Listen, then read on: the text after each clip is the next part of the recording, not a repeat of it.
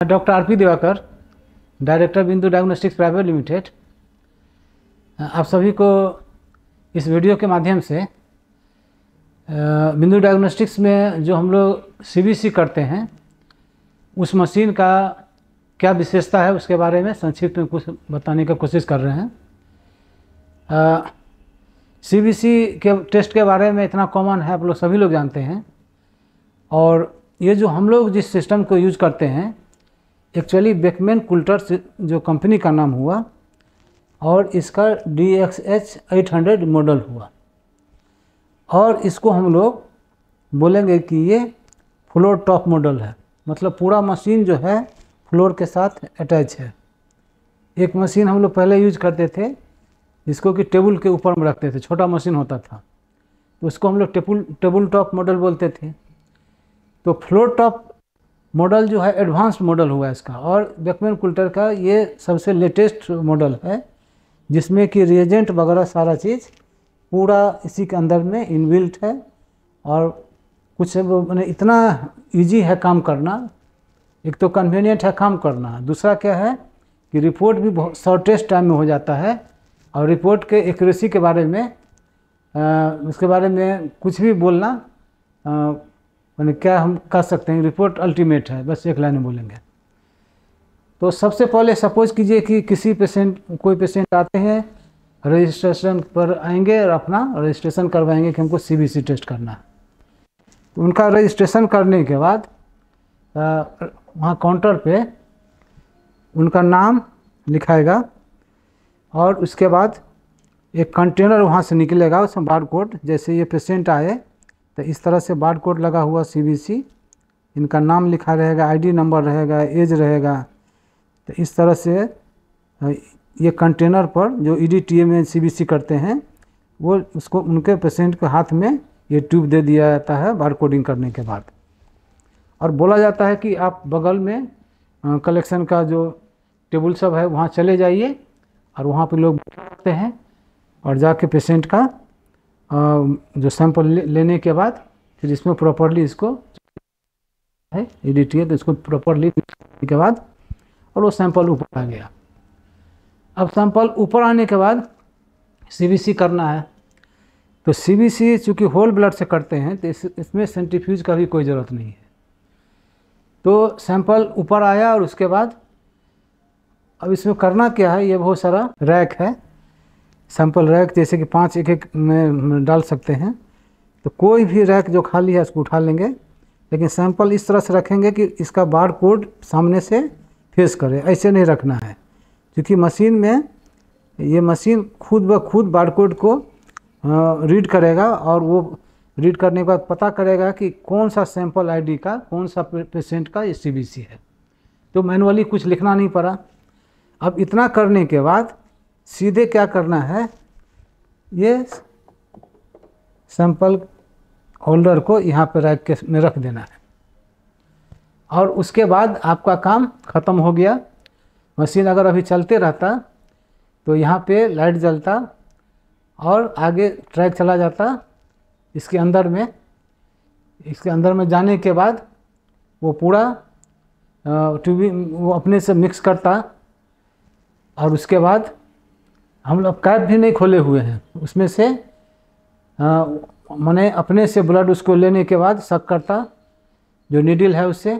और उसके बाद अंदर में पूरा जो सिस्टम है, डिफरेंट चैम्बर है, RBC, WBC, counter, platelet chamber, जो भी वो सारा चीज़ आपका कंप्लीट जो ब्लड पिक्चर जो एनालिसिस है सीबीसी का वो सारा रिपोर्ट,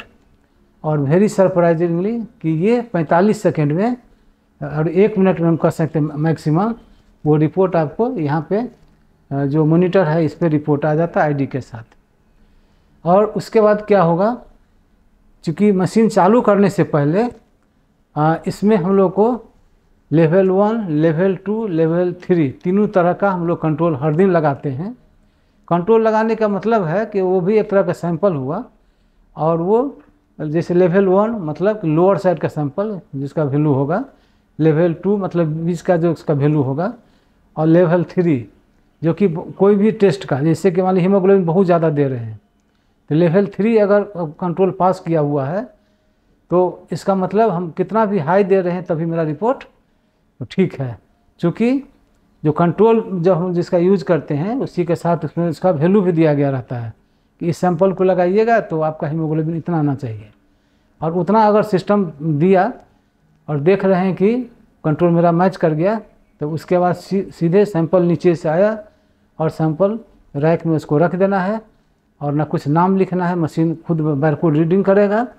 और उसके बाद सिस्टम में जाने के बाद रिपोर्ट यहाँ स्क्रीन पर दिखाएगा। और ये रिपोर्ट फिर चूँकि ये सिस्टम हम लोग का बाई डायरेक्शनल इंटरफेसिंग किया हुआ है, तो जो भी रिजल्ट होगा इस रिजल्ट को फिर हम लोग को प्रिंट नहीं करना है सॉफ्टवेयर में, ये केबल के थ्रू हम लोग का जो सिस्टम है जहाँ से रिपोर्ट प्रिंट होगा वहाँ चला गया। तो इस तरह से अभी पूरा प्रोसेस में हम लोग देख रहे हैं ना, पेशेंट का आईडी हम लोग को हाथ से डालना पड़ा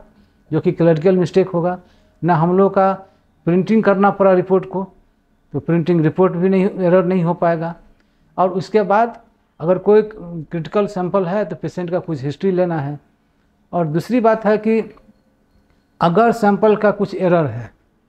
सैंपल अगर बहुत पुराना सैंपल है या फिर बहुत कम क्वांटिटी में लिया गया सैंपल है, या फिर जिस समय वो कलेक्शन हुआ उसके तुरंत बाद उसका प्रॉपर मिक्सिंग नहीं हुआ, क्लॉट आ गया, तो बहुत सारा चीज़ होने के बाद आपको स्क्रीन पे वो आ जाएगा और आपको रिपोर्ट नहीं देगा। तो इस तरह से आपको गड़बड़ करने से भी ये रोकेगा। और जब रिपोर्ट यहाँ पे आया स्क्रीन पे मॉनिटर पे आया, तो उसके बाद वहाँ पे रिपोर्ट को जस्ट हम लोग को ऑथराइज कर देना पड़ता है। और ऑथराइजेशन के बाद तो रिपोर्ट को हम लोग फिर क्यों रोकें, सीधे पेशेंट का जो मैसेज आता है कि भाई आपका रिपोर्ट तैयार है। और दूसरी बात क्या है इस सिस्टम का कि जो भी आपका सस्पेक्ट रिपोर्ट आएगा हर चीज़ मशीन नहीं कर लेगा, कुछ उसको समझ में नहीं आ रहा है, जैसे कि प्लेटलेट के संबंध में होता है कभी कभी कि आप मैनुअल मेथड से कीजिए, या कभी कभी ब्लड कैंसर से कुछ रिलेटेड कुछ मैंने रिपोर्ट है, ये सैंपल लग रहा है, तो वहाँ पे आपको सस्पेक्ट करके फ्लैगिंग दे देगा। मतलब उस समय में आपको क्या करना होगा कि उस सैंपल को आपको स्लाइड से मेथड से रिव्यू करना होगा। स्लाइड बनाने के बाद फिर उसका जो स्मीयर का बनाने के बाद फिर माइक्रोस्कोप में देख के और फिर वो आपको तब रिपोर्ट को जनरेट करना है। तो ऐसा नहीं है कि सीबीसी कितना भी बड़ा मशीन होगा तो आपका सारा का सारा काम कर देगा, लेकिन ये एक इसका बहुत ही अच्छा फीचर है कि ये वेरी ऑनेस्टली बता देता है कि ये सैंपल में कुछ गड़बड़ है, इसको आप देख लीजिए। लेकिन जो नॉर्मल सैंपल दे दिया और कंट्रोल अगर नॉर्मल मैच किया हुआ है तब फिर उसको छेड़छाड़ करना तो बुद्धिमानी नहीं होगा। तो इस तरह से सस्पेक्ट को भी दे दिया, बहुत सारा फ्लैगिंग आता है। छोटा सा वीडियो में बहुत बातें बोलना ठीक नहीं है, ये समय का बर्बादी आपका भी होगा। तो उसमें इसी में हम लोग का रेटिकुलोसाइट काउंट भी हो जाता है, जो कि एक बहुत ही अच्छा पैरामीटर है हीमोलाइटिक एनीमिया को डिफ्रेंशिएट करने के लिए। तो इस तरह का जब से ये हम लोग का हाई एंड और ये फ्लो टॉप मॉडल आया, तो उसके बाद से हम लोग के लिए रिपोर्ट में बहुत कम एरर हुआ। और यही वजह है कि कभी कभी लोग बोलते हैं कि रिपोर्ट तो गया एक आधा घंटा में कैसे रिपोर्ट हो गया, 15-20 मिनट में कैसे हो गया। लेकिन आप सैंपल को रख के क्यों क्या करेंगे, पेशेंट का समय को बर्बाद करने से हमको तो कभी नहीं लगता है कि उसको समय को बर्बाद किया जाए। और टेक्नोलॉजी ही ऐसा है, फिर यूज कर रहे हैं, जब LIS का यूज किए तो फिर तो रिपोर्ट हम प्रिंटिंग करने में 1.5-2 घंटा 3 घंटा लगाएंगे। तो हम ये कहने के लिए कि हम बहुत अच्छा से बहुत देर से रिपोर्ट देते हैं, बहुत अच्छा करते हैं, नहीं, जेन्युइन होता है तो हम लोग उसको फॉलो नहीं करते। हम लोग कंटिन्यूसली रिपोर्ट तैयार हुआ, पेशेंट को तुरंत मैसेज गया कि आपको रिपोर्ट तैयार है, प्रिंट कर लीजिए, अपना यूज कीजिए, चाहे ले जाइए। और कोई भी स्टैंडर्ड लैब होता है उसमें वो एक लैब नहीं 2 लैब होता है, मतलब कि आप कमिटमेंट किए कि रिपोर्ट आपको 1-2 घंटा बाद देंगे, लेकिन ये मशीन है ख़राब हुआ तो आप क्या करेंगे। तो उस हालत में हम लोग का एकदम सेम, जैसे कि यहाँ पर एक हम लोग का ESR का ही मशीन लगा हुआ एक सेट है, रोलर 20 LC, और ESR भी हम लोग का CBC के ही सैंपल से हो जाता है। तो एक सेट हम लोग यहाँ पर रखे हुए हैं, वहाँ पर CBC मशीन हुआ, हेमेटोलॉजी एनालाइजर, और जस्ट बगल में यहाँ पर ESR एनालाइजर। तो एक सेट यहाँ है। मशीन अगर ख़राब हुआ उनको जो मेल पे जाएगा कंपनी को कि भाई आपका मशीन ख़राब है, अब वो समझिए, और उसके तुरंत जो बाकी का सैंपल है उसको हम लोग सेम उसी तरह का दूसरा सिस्टम रखे हुए हैं, जो कि आप यहाँ देख सकते हैं ठीक वही मॉडल बेकमैन कुल्टर का, वही दूसरा मॉडल DX800 केवल का इसमें कंट्रोल लगाना है और सैंपल वहाँ पे लाइए और उसी तरह से रैक में रखने के बाद सैंपल को रखिए। जो बचा हुआ सैंपल है यहाँ डालते जाइए, यहाँ पर रखिए, बस आपका काम खत्म है। 5 में रखते जाइए, फिर और सैंपल है इसमें डालिए, इसमें डालिए। तो आप कंटिन्यूअस इसमें चाहिएगा तो कम से कम हर दिन में कम से कम 3000-4000 सैंपल कर सकते हैं। केवल रखना है रैक को, अब इसमें लाइन लगाते जाना है, बस हो जाएगा, काम करते जाएगा। 1-1.5 मिनट में रिपोर्ट आपका स्क्रीन पर आएगा और उसके बाद बाई डायरेक्शन इंटरफेसिंग से आपका सॉफ्टवेयर में गया। और जस्ट इसके बगल में हम लोग फिर उसी सेम जो रोलर 20LC मॉडल का ESR रखे हुए हैं। और ESR का भी जो हम लोग का काम होता है उस CBC मशीन से ही, जो सैंपल है मैं जो CBC का सैंपल K3 EDTA का, उसी सैंपल से ESR भी हो जाता है। तो इस तरह से हम लोग का जो रिपोर्ट CBC का खास करके हम लोग मानते हैं कि रिपोर्ट हम लोग का एक्यूरेट। हम ये नहीं बोलते हैं कि और लोग क्या करते हैं नहीं करते हैं, लेकिन ये बेकमैन कुल्टर चूँकि ये एक तरह से ये आविष्कारक था कुल्टर मेथड का, तो इस तरह से ये हेमेटोलॉजी एनालाइजर अमेरिकन कंपनी है, कॉस्टली भी थोड़ा हो जाता है। तो बाहर में लोगों का बहुत सारा चीज़ आता है कि सेल काउंटर CBC का रिपोर्ट इतना ज़्यादा क्यों हो गया, उसका रिपोर्ट इतना, ये टेस्ट इतना है। लेकिन आपको बताते चलें कि आज के डेट में CBC 5000 की EMI पर चाइनीज़ बहुत सारा मशीन लगा हुआ है, लेकिन रिपोर्ट फ्लैप निकला, बोला CBC का रिपोर्ट हो गया। और हम लोग के पास बोलते हैं कि आपका इतना कॉस्ट है। उनको हम कैसे समझावे, हम सोचे कि थोड़ा सा वीडियो बना के उनको बतावें कि देखिए यहाँ पे खर्चा है। और अगर किन्हीं को कोई कन्फ्यूजन हो, कोई भी CBC का सैंपल उस दिन में सुबह का भी शाम में आके सामने में रिपोर्ट कर लें, अपने सामने में, केवल वो सैंपल रहेगा, अपने से देख के रैक पे रखना है। और फिर उसके बाद खुद बोलेंगे, कभी कभी आते हैं ये पेशेंट कि फलना जगह जो है हीमोग्लोबिन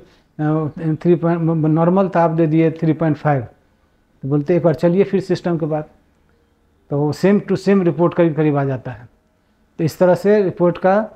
जो एक्यूरेसी और टाइम बचाना, ये दोनों एक ऐसा इम्पोर्टेंट चीज़ है जहाँ पे कॉस्ट, जितना कम कॉस्ट में हम लोग कर रहे हैं, वो हम लोग खुद लगता है कि हम लोग रिलेटिवली जितना समय बचाते हैं और जिस मेथड से और जितना एक्यूरेसी पूरा कंट्रोल तीनों लेवल का करते हुए रिपोर्ट देते हैं, ऑनलाइन रिपोर्ट दे देते हैं, वो हम लोग को लगता है कि ये अंदर से हम लोग का घाटा लग रहा है। क्योंकि अमेरिकन कंपनी है, उन लोग का डॉलर बढ़ता है, हम लोग से बिना पूछे हुए एजेंट बढ़ाते हैं। तो अब बहुत बोलने से तो नहीं होगा, और अंत में यही बोलेंगे कि सत्य हमेशा सत्य होता है। और हम आप लोग एकदम निश्चिंत रहिए कि प्राइस के लिए आप लोगों के लिए हम हमेशा कॉन्शियस रहे हैं, हैं और आगे भी रहेंगे। लेकिन आपका रिपोर्ट का एक्यूरेसी, आपका रिपोर्ट एक मिनिमम टाइम में, एक अच्छे से वातावरण में, एक अच्छे तौर तरीका के साथ आपको हम लोग दे सकें, इसके लिए हम लोग शुरू से कृत संकल्पित हैं और आगे भी रहेंगे। और आप लोग अपना बहुमूल्य समय दे के मेरी बातों को सुना, तो इसके लिए हृदय से आप सभी का आभार व्यक्त करते हुए मैं अपनी बातों पे विराम करता हूँ। धन्यवाद।